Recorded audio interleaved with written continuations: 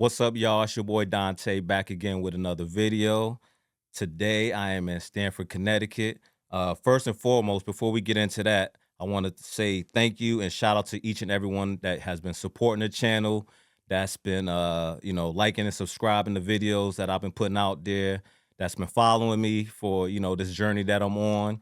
But today, like I said, I'm in Stamford, Connecticut. I'm with a really good friend of mine, someone that I've known for quite some time.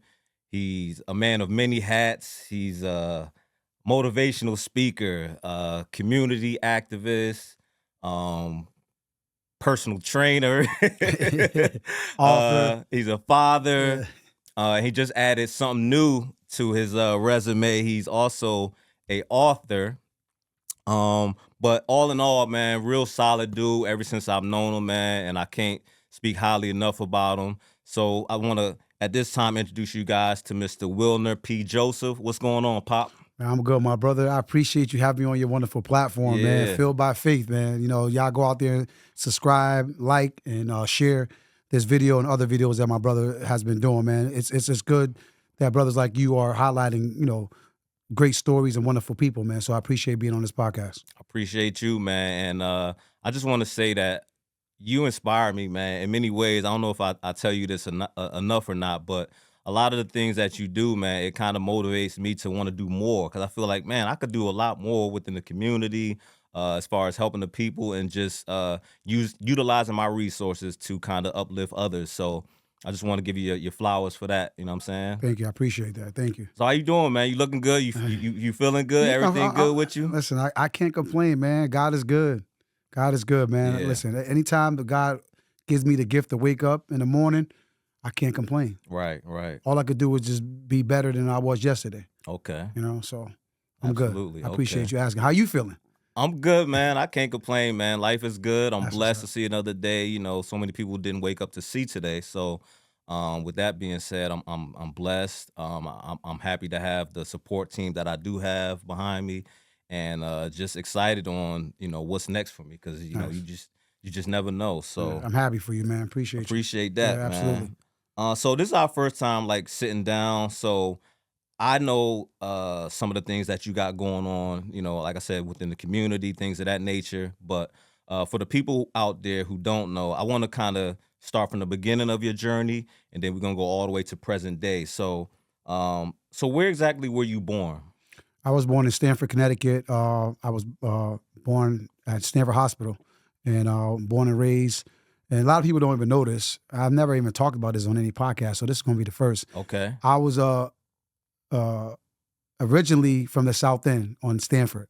And when I was born, my mom, we went over to South End, and then we originally moved to Myrtle Avenue. That's where born and raised. That's where all my, basketball skills, everything started from there. So I want everybody to know, like, Okay. I originally started off the South End, Yeah. and Myrtle Ave is born and raised and bread and butter from there. So Okay. a lot of people don't know that. Yeah. Yeah. So you got it first. Okay. Okay. We here first. You had both parents at the house? No. Okay. At the time, my mom and then my stepdad came into the picture later on in life when my late brother and my sister were born. My Okay. stepdad. So we both have different fathers. Okay. But I knew my stepdad growing up. Gotcha. Okay, so it was you, your brother, and your sister in My the sister, house? yeah, up in the house, Okay. yeah. My brother Max and my sister Orlin. Okay. What was that like growing up in Stamford? Because a lot of people look at Connecticut and they see like affluent neighborhoods. They see people jogging, walking their dogs. They don't understand, like, Connecticut used to be rough back in the day. Like, Oh, you go to man. places like Bridgeport, Hartford, even Stamford back in the day, man. It was treacherous. So what was that experience like for you growing up, man? It was good and bad. Mm-hmm. And I say good because it was a family structured community. People held other people accountable. Like families looked out for families, you know what I mean? And like when kids would be bad, neighbors were able to reprimand your kid without another parent telling you, don't talk to my kid like that. Right. So Takes you a were able to village. discipline your kid. So it was a village. I don't like to always focus on the negative part of growing up in the projects or on where I grew up at or just Stanford in general, because they were good parts of it, right? And Okay. we know kids stuck together as far as like we protected each other. But I say like the bad parts of it is just that the drugs that affected our neighborhoods. Mm. That's what took over our communities, in which we know, our neighborhoods was designed racially to structure it in that way, right? To hurt our community and also take the dads out of our community. So growing up in Stamford was rough, Okay. to a certain point. But I say this to say that, you know, there were limits when it came to violence in our community, right? Children and elderly were taken off. They Like were you know what I they were mean? off Like limits. they're off limits. Yeah. Now it's just different. We have technology, we have lack of respect and discipline in our neighborhoods now, where these young kids don't have no respect at all for nobody, and Mhm. not even for themselves. Yeah. And there's not too many leaders or adults that are holding people accountable nowadays. So like growing up in Stanford to me, in the late '90s was wonderful. Like I was born in 1979, but the '80s were good, but the '90s was wonderful. Okay. Music was different. Sports was different. Everything was different. So I loved it, man. It taught me who I was now. Even though like growing up in the neighborhood was hard and was rough, but we learned survival skills. You Right. know what I mean? We learn how to survive. We learn how to love. We learn how to protect each other. We learn respect. I have respect for adults. Mhm. Like there's no way I will cuss and say anything disrespectful around adults. You respect We your knew that because it elders. would get back to my mom. Yeah. You know what I mean? Yeah. So now it's just different, man. Stanford, Connecticut taught me a lot. I learned a lot. Basketball. How to survive, and how to become a man. Because I didn't, even my stepdad was in my life, but he didn't teach me anything. He was just there. He was just a body. Mm. Yeah. Was there a certain moment in time, like a situation that occurred where you was like, man, I'm happy to, I really dodged a bullet on that one. Was it anything in particular you could think of? Oh man, it was a lot. Yeah. S- you know, again, I'm happy that I can share this information with you on your platform. There was one moment in my life, and I never shared this before, that there was a murder that took place, that I was in the same place that it happened, and I was with the Wow. people that was associated with the murder. I had nothing to do with it, had no clue that's what was going to happen, and that kind of like was like, wow, That was eye opening. that was an eye opener for me Yeah. of how your life could be taken at any moment. And I was just so fortunate that I was protected by not just by God, but my mom was a protector. She kept me guarded, and she protected us with love. And I'm just grateful that at the time when that happened, that the respect and the notoriety I had in my community, the police knew that I wasn't that type of guy. Mm. You know what I mean? So Okay. I was grateful for that. I'm grateful that yes, we had racist cops in our community, Hmm. but it wasn't like other communities that usually when your name is popped up and stuff like that, there's no, we don't want to hear nothing. You going to jail. Right. There's no grace There's given. no grace. So Yeah. I had a little bit of grace. Okay. You know what I mean? So I definitely want to highlight that issue of dodging the bullet, Yeah. of not going to prison, just my name being associated with a murder. Wow. A lot of people don't even know that. So Could have again, changed the whole trajectory of your life. yeah. So again, I was my first time sharing this on the Yeah. platform. Yeah. So Appreciate that, so man. that was a great question, and I want my viewers to know that I was faced with those type of situations and Right. dodging the bullet. I think you mentioned accountability. Oftentimes in our community, there is no accountability. Like a lot of the things that we celebrate and champion in our community are for the worst of us. Like the things that we should be highlighting and celebrating that could be, better for us, we kind of downplay and dismiss and shun. And a lot of the things that we celebrate and glorify are to our detriment. And oftentimes, like you see it in rap videos, you see people telling you, you doing a jail bid or doing some jail time, you got stripes or, stuff like that. It's like things like that we have to take accountability on and we have to change. And I think oftentimes, like you said, there's no more OGs, there's no more leaders kind of giving these guys those type of that type of game. So I'm just happy that you were able to dodge, that type of situation, man, because it could have been detrimental for sure. Well, just to piggyback on what you just said, I was having this conversation the other day on the things that we highlight. I remember growing up, it was shameful to come walk through our neighborhood with a church clothes on. We were clowned for going to church, or you were shameful to speak on being smart, like, you know what I mean? Being a Right. smart kid. So Right. like you had to be bad to fit in. Yeah. And so I look back at it like when I went to college, we weren't celebrated coming home. Like dudes in our neighborhood wouldn't say, yo, homeboy went to college, he doing good. Yo, here's some money.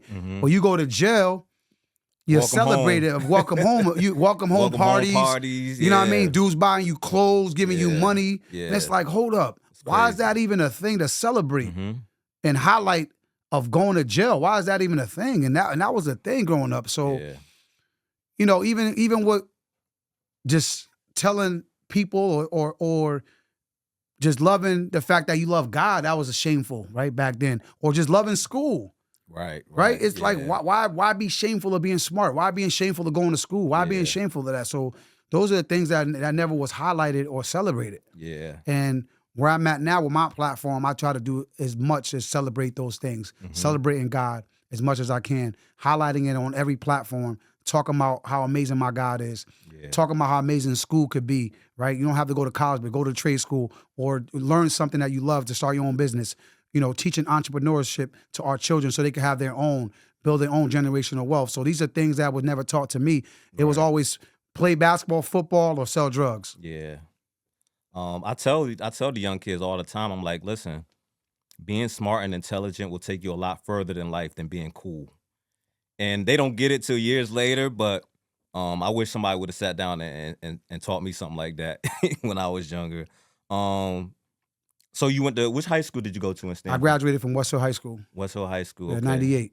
Okay, so you graduated from high school. You played ball in high school? Yeah, I played my senior year in high school. I didn't play all 4 years. I just was a knucklehead and Okay. wasn't taking school serious. Yeah. Until my senior year, I was dating now my children's mother, who was a little bit older than me, and she kind of shaped me to really understanding the value of who I am. And Nice. again, it was an eye opener. I got kicked out of school because of something that wasn't that I was violated by a police officer in high school. I was beaten and pepper sprayed by a cop, and I was expelled from school. Oh, wow. You know what I mean? So I was treated unfairly. And then that was like an eye opener, like, yo, when I get that chance to go back to school, it's time to get my life together. Yeah.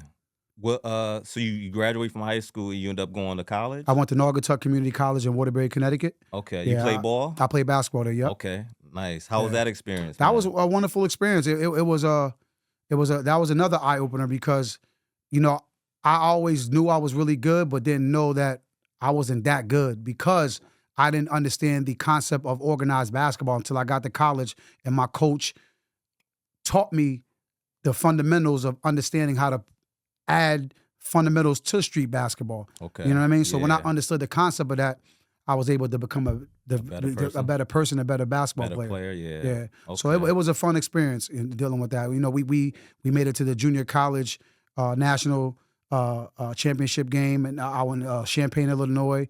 We were ranked top 5 in the whole country of junior colleges. So it was a good Nice. experience. Okay. Going to battle with my boys. Nice. Did you decide after that you wanted to try to go on maybe doing professional ball or? Yeah, I decided to try to pursue those careers. I bounced around other junior colleges. I went to Westchester Community College. That didn't work out. I went to FIT down in New York City. Me and my brother Max, we went down to the FIT. That didn't work out. And I was just chasing this NBA dream, and it just wasn't it. And then I ended up going to Montreal, Canada, to play for the Montreal Express, and that didn't work out for me as well because of the political part of it and not understanding. And I didn't like it. It was so cold out there. So I ended up coming back here playing semi-pro here in the States. And I just finally said, you know what? Stop chasing this NBA dream. You need to figure something out. You got kids. It's time, it's time to become an adult and handle your responsibilities the right way. So you go through college, you play ball, you try to pursue a professional career. You feel like it's not working out. You had children at this time? Yeah, I had my oldest 96 Okay. at 16, and I had my youngest in 1999. So my oldest is Camry, my youngest is Kayla. Gotcha. So at this point, you like, okay, I got to figure something out because now I have mouths to feed Yeah, I and mean, I was a great dad because I spent a lot of time. I was there, you know, the class trips, meetings. I was there for everything, but yeah, financially, I wasn't making no money to really take care of a kid right, like right, that. You know what I mean? I was yeah, chasing basketball and education, really basketball. So, I was so grateful to have a great mom who will help hold me down. Their mothers was holding me down as well. okay, Shout out to my daughter's mother, Tiffany.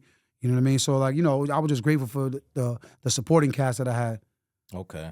When did when do you decide? Was that the moment where you decided to like start training younger kids and doing that type of thing? I didn't get into that until like later on in life. Okay, 2012 is when I started my company, Hoops for All. okay, But it was based around doing basketball programs and events to bring awareness to autism.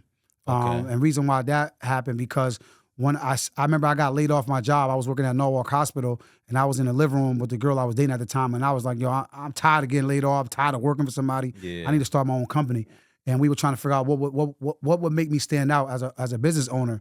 So I knew my passion was basketball, right, and then I was working at the schools at the time, working with children who are autistic. So I was like, okay, I don't see nobody doing that in that field. So I was like, why not start a company and work with children who need to be represented the right way and also give them an opportunity. So that's when I started Hoops for All in 2012. mm, And when I changed my mission, um, was in 2017 when I made it more broad and highlighted more than just autism.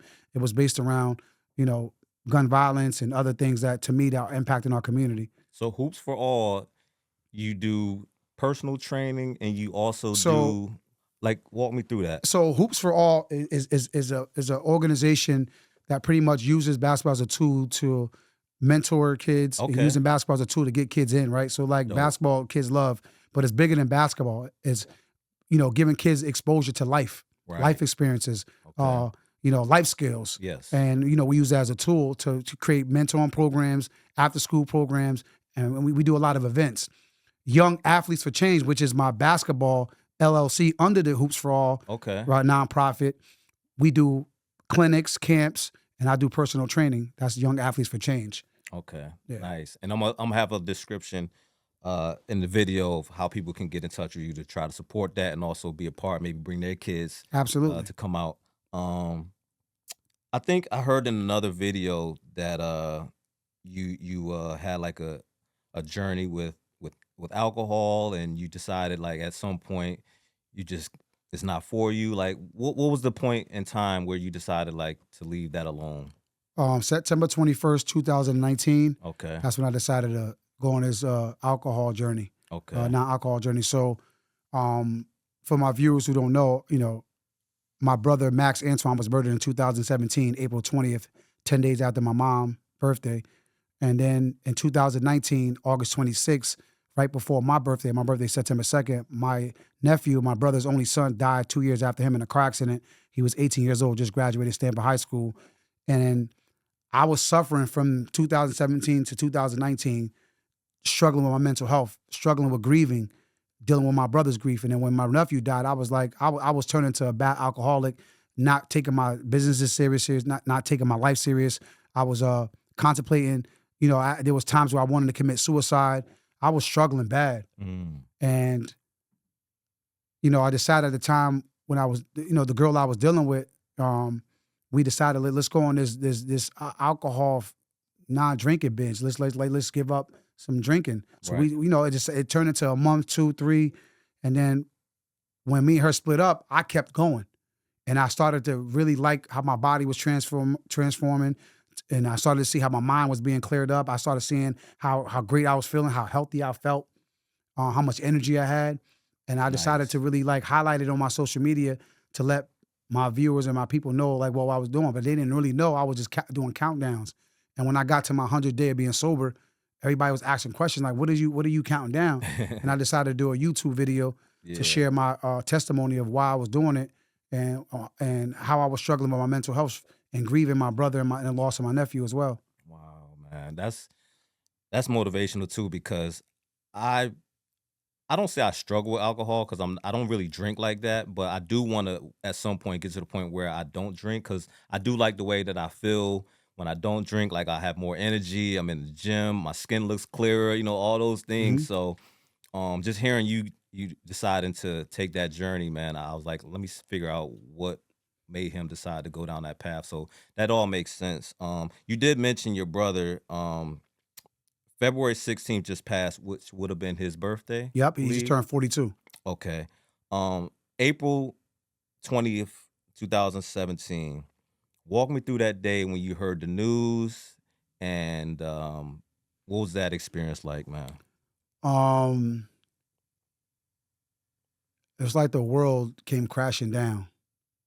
Um, like my heart just got ripped out of my chest. Felt like somebody just knocked me in the back of my head.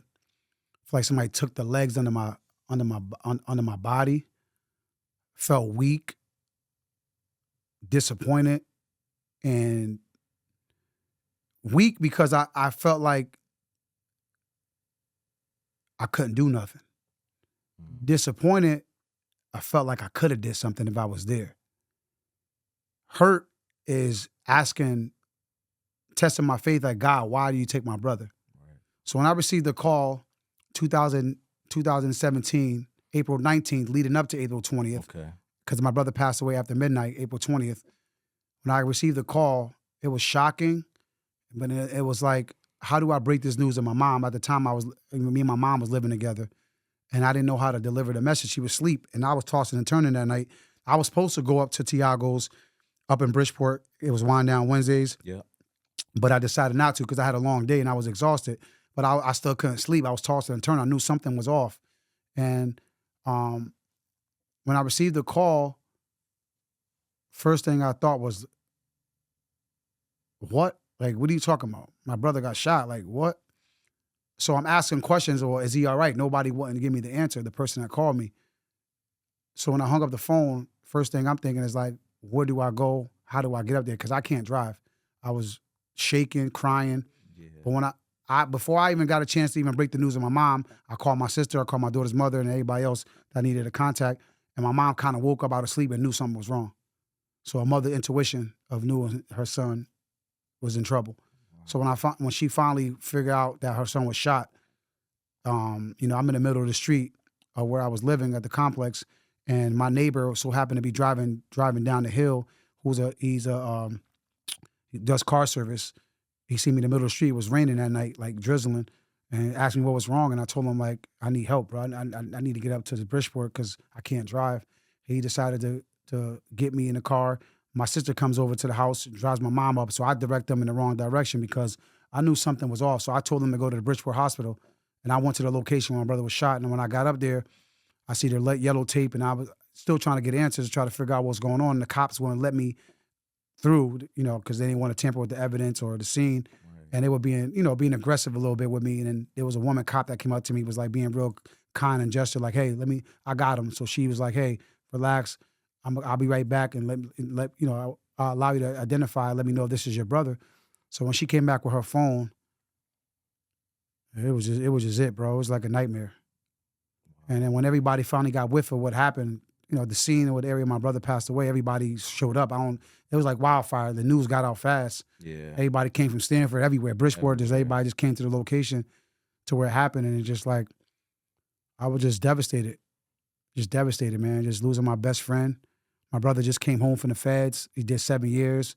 We had him for a year and a half. Wow. You know what I mean? Just got him home. And, we, Yeah. we, we talked about a lot of things when he was locked up in the feds, of things that we're going to do together as brothers. We Yeah. was going to take over the world.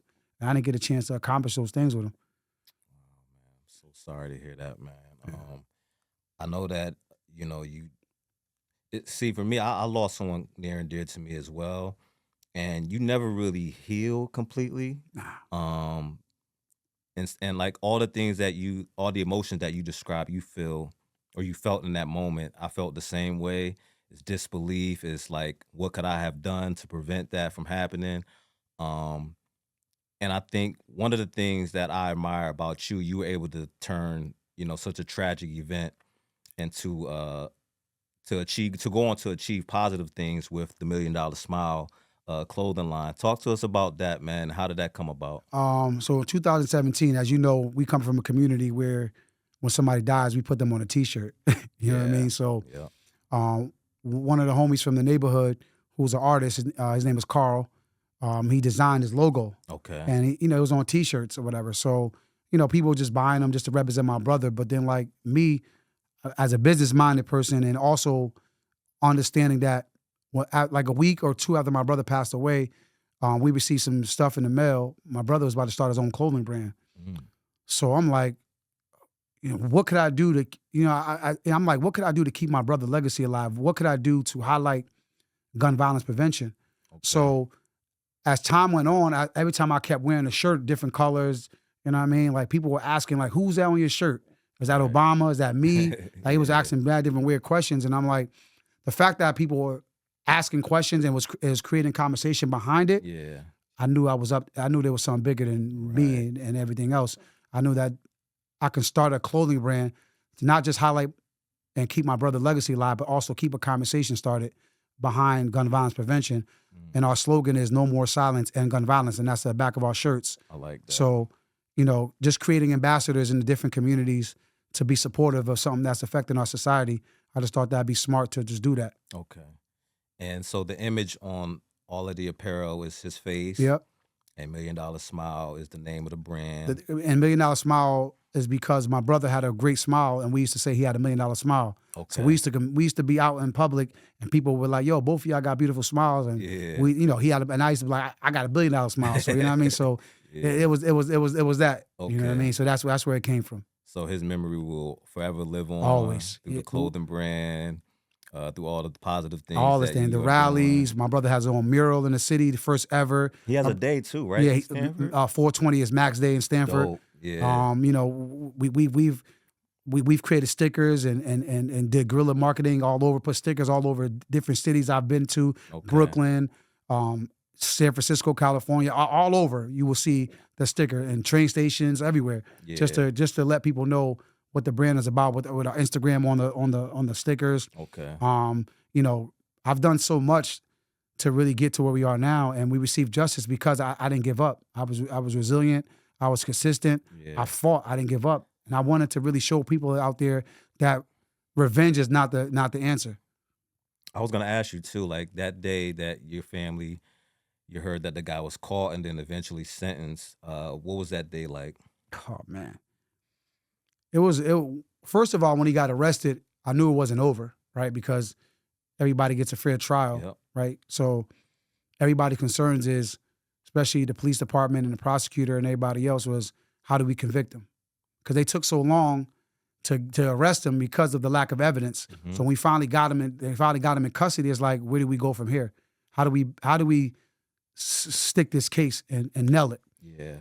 So So I didn't mean to cut you off, but so many times in the justice system, it fails us miserably. oh, absolutely, So especially in Bridgeport. Bridgeport is known for failing yeah. the system, right? So I was told that, like, just be prepared. He might walk. So that's in back of my mind. So the first thing I do is I turn to God. Okay. Like, God, you're going to be the judge. You're going to be the prosecutor, the lawyer. You're going to be the person in the courtroom. You're going to make the final decision. Yes. And that was only it. I brought my Bible to the courtroom every day and prayed. Wow. There was tension. There was energy. There was a lot of arguments between both families. Yeah. There was a lot of subliminal talks on social media, but I wasn't afraid of nothing. Like my faith over fear any day. I Mhm. wasn't afraid of nothing. I wasn't worrying about the threats or none of that. I was like, we already here. Let's get it rocking. Yeah. And then they came down. They came down with the decision. It was a highlight. You know what I mean? I think what got us here too was because I've said this a lot. I had to get to a point where I had to forgive. I had to ask myself for forgiveness and ask God to forgive me for not having so much hate and malice on my heart towards this person that took my brother's life. So that was the hardest thing I had to do, was to forgive. Yeah, I could have. And I think doing that, getting to that point in my life, is what got us the answer we wanted. And I think God delivered, because if I didn't forgive, I walked around with hate, he would have walked away, or I probably would have committed you would have revenge. Yeah. I would have did something stupid. Yeah. Man. Is it so? is that this particular incident that occurred? Um, is that a part of what has kind of geared you in the direction of spirituality? Because I noticed like you do your prayers a couple times. Is it a couple times a week or? Once a week, every Wednesday morning at Okay, 5 a.m., we go to the West Beach in Stamford. yeah. Actually, today marks it 102 weeks. Oh wow. Yeah, Okay, yeah, that's dope, yeah. man. How's that been for you? Like having that spiritual journey, and what has that done for you mentally and emotionally and all the other things, Um, man? it kept me humble, kept me grounded, disciplined. It taught me a lot about myself. It taught me a lot about other people. It taught me a lot to give other people grace. It taught me the answers in the message in the Bible is a lot about the things that I've been through in my life. It gives me the answers I need of the things that my everyday struggles. And I tell people all the time, I'm not a pastor. I'm a spiritual warrior, meaning that like I believe in my faith hard, and I'm an example for somebody that came from nothing and it made it something because of my faith. And you don't got to go to church to Right. have an understanding with God. You don't got to be a I pastor to have an agree. understanding with God. I God agree, likes an man. unperfect person. Yeah. So when people see my walk with God, they think I'm perfect. I'm not perfect. I just believe and understand my walk and understand that I need to be an example so other people can understand what I went through so they can give their life to Christ. Yeah. And that's all I can do. And that's what God wanted me to do. And that's why he gave me another chance at life. That's why me having the mindset to want to commit suicide never went through, because he's like, nah, you gonna be that assignment. You're gonna be that testimony for other people to see how I saved your life. Mm, So they can give their life to Christ. yeah. So I think that was a good point you made about not having to go to church because, in our community, people think that going to church means that, you're spiritual or you kind of better than, others in that regard. But nah. um oftentimes a lot of these ministers and pastors, sometimes they take from the community. Me personally, I'm not a fan of certain churches where it's a lot of hollering and screaming, and I like the more articulate message that's being put out there, something that can resonate.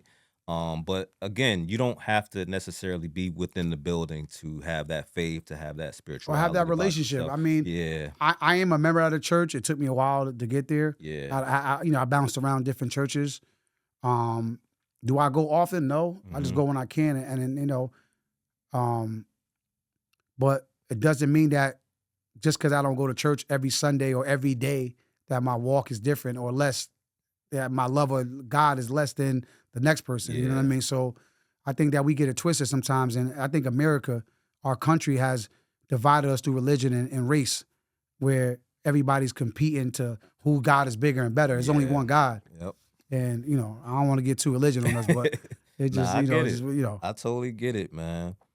Um, you recently wrote a book, The Visionary Leader, man. What was the motivation for this book, and what do you plan on achieving by putting this out there to the world?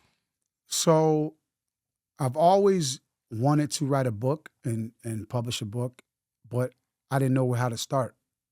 I knew I have all these great Ideas and ideals and a great story, yeah, but it's like, what could I do now? Because I knew I was on a journey of becoming a motivational speaker, and my voice is being amplified and being heard everywhere, and people wanted to hear me speak, and I yeah, wanted to get paid, right? Like obviously, I want to make a living off it because I love absolutely. speaking, I Yeah, love the impact I'm having on others, but I'm like, how could I make it stick?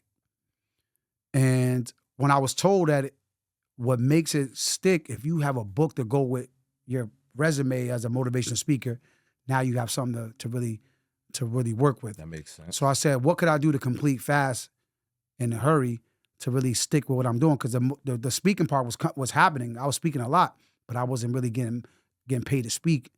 Not saying I do everything's for money, but I'm like, you know what I mean. I want to make a career out of it. Absolutely. And I said, one of the things that saved me, and one of the things that I do on my social media platform, I promote affirmation, daily affirmations, because I know it ain't about me. I want to encourage and and show people when you go onto my social media platform, you can get inspired by some of the things that I post or some of the things that I see.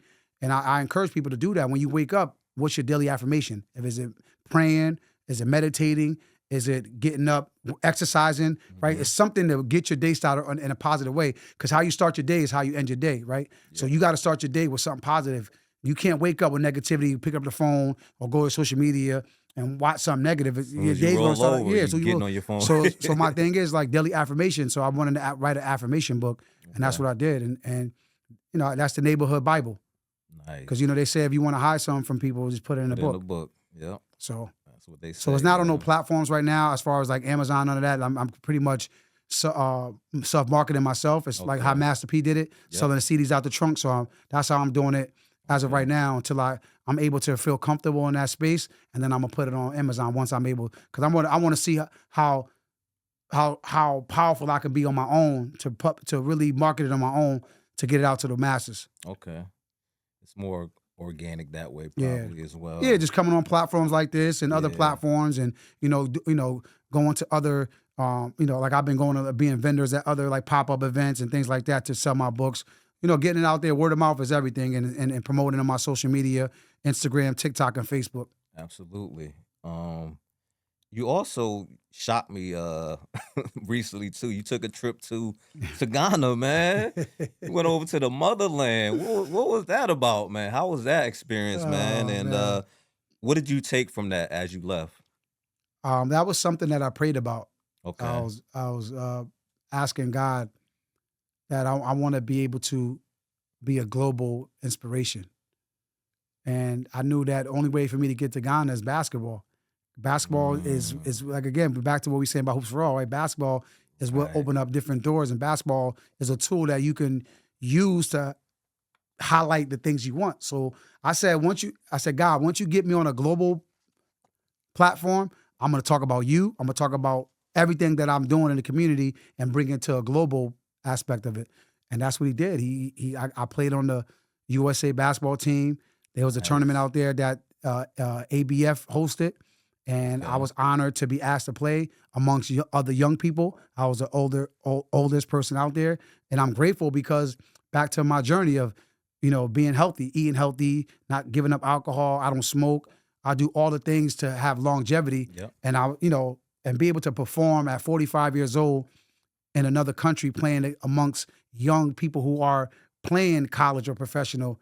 It's a blessing, because then now I'm able to talk about why am I so healthy, talk about my journey, and be able to inspire them to have a longer career in playing basketball, and also talk about God on a bigger platform.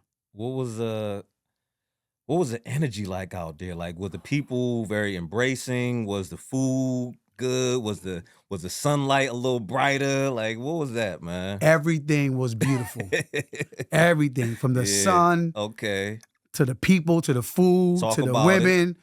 Talk about it. Everything. Yeah. Like Ghana, Africa, y'all, I'm looking in the camera, is the second safest country in America.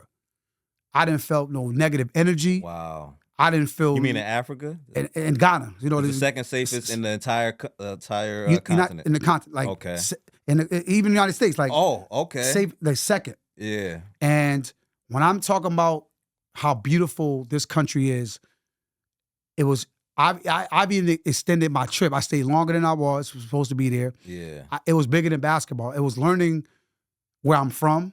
And also bringing that energy and education back to this country, because one thing I've learned, America has brainwashed us to make us believe that these places don't exist and these places are negative. They highlight the poor parts. They highlight the negativity of these places, and they try to discourage us by saying we got to get multiple shots. It's all negative. Yeah. Negative. None of that is, and I'm sharing that on this platform because I want the world to know that. Yeah. I want the world to know that you don't have to take multiple shots. You don't got to feel like they want you to feel disgusted by going there. Like you got to be everybody germ. Nah, it's no, not like that at all. It's more germs and disgusted here in this country than Africa, bro. The culture is beautiful. The people, they embrace you. They love you. The food is amazing. It's not caught up in all this. Everything here is bad. Even the healthy food here is bad here because it's so contaminated. Yeah. And I mean, nothing's fresh here. Like some of the stuff we eat here is banned in other countries. You got to ask yourself, right? Let's talk about economics. Let's talk about I that right totally now. get it. I Right? totally get it. Insurance companies, pharmaceutical companies, they're poisoning us to everything. They trying to wipe us out. They poisoning our foods. Cancer is at an all-time high. They wiping us out. Like let's talk Yeah. about it, right? They don't want us to know the realness. And the people that I admire is Dr. Sebi, right? Because he was teaching us the importance of eating healthy, the importance of what good food is, the importance of this man was in his late 70s. He can fall on the floor and it won't hurt his knees. So then that tells you at 45, people are like, yo, you don't get sore when you wake up in the morning. No, I could play basketball all day because of how I take care of my body. Mm-hmm. And we don't understand the importance of health and wellness. We got guys and men and women, especially men, black men of color, dying at heart attacks at 30, 25. Yeah. Come on, bro. That's unheard of. Yeah, it's crazy. It's unheard of. So we got to promote that. We got to talk about that on these large platforms because people are afraid to talk about that because you know why? Because people are afraid to tell the truth because it's a moneymaker. It's a moneymaker. People are getting rich off us dying. People are getting rich off us being self-medicated. You know what I mean? Like everything's medication. Everything's medication. The side effects of medication. Yeah. Come on, man. We got to do better. Leaders like myself and others got to start talking about these things and educating our young kids and people about it so our kids can have longevity and not lean on to things that are poisoning our community. Yeah, I wanted to get your take on that because my goal, Africa, is definitely on my bucket list. But to piggyback on your point about, the quality of the food in this country in comparison to other countries, like I travel to places like Italy and you can tell there's not a lot of hormones being injected. Like it's little small things, but when you bite into the food, you can taste The like, fruit. okay, the fruits are like fresh. The tomatoes aren't like the size of, a football. You know what I mean? So it's a lot different. And I definitely encourage a lot of people to go out and travel just so they can have that experience, so they can see like, okay, some of the stuff you are taking into your body each day is causing, a lot of the harm that you seeing people with today. So, but yeah, man, I definitely gotta go to Africa. I was a little jealous, man. I ain't gonna Listen, whenever you ready to go, man. Let me know. Yeah, I'm the tour guy. We definitely gotta go back. I heard they got a nice nightlife too out there too. So, Ghana, Africa, man. Yeah. So out of all the things that you do, man, I see you, doing a lot of things within the community. You're doing things for the children. What's the inspiration? Like for me, I definitely want, like I said, I told you in the beginning of this interview, I want to try to do more stuff, within the community or just for the people in general. But what inspires you and motivates you to continue doing things? Because we live in a society where it's like all about self-preservation and, people are just about, if it don't affect me, I don't care, you know what I mean? But for you, it seems like you're very selfless in that regard. So where does that come from, do you think? I've been like that since I was a little kid. I was never selfish. I've always was a giving person. I always like helping people. Yeah. So when I got to a certain place in my life where I knew I can do more, it wasn't about me because I knew how hard it was for me to fight where I'm at now. I didn't receive any support and help. And I know how hard it is. I know how frustrating it is when you don't have a supporting cast. Yeah. I know how frustrating it is when your own people are your own enemies. So I said to myself, I would never, ever hold anything back that I can help my community and other communities as well. Not just my community in Stamford. I've been to other communities to help other communities in Florida, Atlanta. I've been to several different communities, Africa, because I feel like us as leaders, that title leadership it says a lot about it, right? What does that look like? What does love look like? And that's something else I promote is love. What does love look like to you?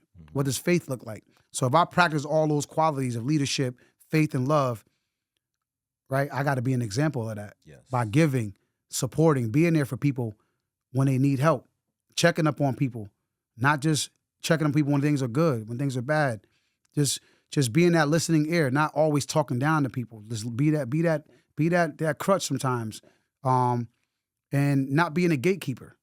We got a lot of gatekeeping in our community. That's important. Yeah. Talk about it. What people don't understand is, man, there's a lot of money to be made, right? Yep. We, Absolutely. we, we shouldn't be in competition. The money should be, it's a lot of money to be going around. So meaning that like, why fight against each other? I get the competitive nature of stuff, right? On every platform when it comes to sports, entertainment, right? Music, all that. But it's like, when is there going to be a time where we stick together and lean on each other to make more of a strong impact? There's strength in numbers. Yes. We all can do it. Just like these platforms, like the podcast platform. When I see guys beefing with each other, it's like come on, bro. It's how many billion people out there in this world? Come on, man. It Come really on, be like you serious? Like it really be like about stop. nothing too. That's the crazy Stop. Like part. we Yeah. gotta do better. We Yeah. gotta do better. So I'm not in that space. I'm not a gatekeeper. I'm not selfish. You know what I mean? But I do set boundaries because in this field you got to be able to make sure your cup is full before you pour out to others. And that's one thing I'm learning, I to always agree. recharge, reset, and take care of myself first Okay. before I pour into others. Yeah, that's important too, man. Because sometimes people will take advantage when they feel like you're a giving person. So you got to be very careful with that. But I always just was wondering, like, what motivates you to keep going? Because it's very easy to be like, you know what, man, I'm doing all this, man, and it's not even being. There's no gratitude. People aren't appreciating what I'm doing. But for you, it seemed like, man, you just on go mode and just keep doing what you're doing, and you're not worried about people highlighting or showing you appreciation. It's just about the results. That's all that matters at the end of the day for you. But what I've learned, because I don't get me wrong, I've been there where I wanted to give up, Yeah. but then I said, why am I giving up? It's not about me, Mm. right? Yeah. So yes, you may not see the people you think need to be supporting you, but people are watching. Yeah. There are people you least expect are supporting you. So I was told by someone, talk about and be grateful for the people who are supporting. Even if it's 3 people, Hmm. just be grateful for those 3 people. Yeah. Because what social media and this world taught us, we felt like it got to be millions of people to feel like we're relevant. It's like, nah. Yeah. Because the 3 people that are supporting you, but the other 900 and some thousand that are not supporting, but they watching though. Hmm. So those 3 people that supporting, but the ones that are not watching are still looking and learning and watching your every move. Yeah. It's And I like realize that because we get this instant gratification, like, oh, I ain't got a lot of likes on social media. I don't get a lot of views because we're brainwashed to believe views is what get us money. Views, nah, man. Like, just get the information out there. One day, if God wants it, yeah. he'll make it happen. Just get this. Just do what you love to do. Do it because you love it. Yeah. Don't do it for other people. Yeah. Yeah, oftentimes people start supporting stuff when it becomes popular too. So that's a whole nother conversation. Yeah, man. So what's next for you, man? And if people wanted to support and some of the causes that you have going on, how do they do so? Um, so my social media platforms is WP Joseph on Instagram. That's my personal Instagram. Okay. You can reach out to me through there. Follow me. Follow my journey. The business's Instagram, Hoops for All Stamford on Instagram is HOOPS, the number 4 ALL Stamford. $1 Million Smile 83, that's the clothing brand. Young Athletes, the number 4 change on Instagram as well. Our website is www.hoopsforallstamford.org. If you want to volunteer, we're always looking for volunteers. The things that we have coming up, my brother anniversary is coming up. So this year we're doing it differently. I just gained a partnership with the University of Bridgeport. We're going to do Max Day, April 26th at the University of Bridgeport. The partnership with the athletic department, the University of Bridgeport basketball team. So we're going to do a Heroes basketball event to highlight mental health and gun violence. So come out for that. We're looking for volunteers and we're looking for sponsors as well. June 28th is our second annual music festival, Love Fest, which I was highlighting. We did that last year, the first one. Yeah, that's June 28th at Mill River Park in Stamford, Connecticut.